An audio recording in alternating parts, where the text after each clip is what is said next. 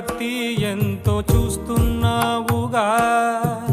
ఆకలితో చెయ్యే చాచి వస్తే తన చేతుల్లోని ఆహారం పంచే చేయి చూస్తున్నావుగా.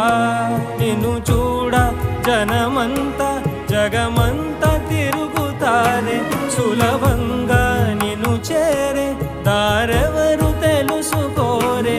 అలంకారం అసలు లేని, అహంకారం అన్నది లేని, ఏ కళ్ళ కపటం కానరాని మనసుల్లో నువ్వే కలిసా నిన్నే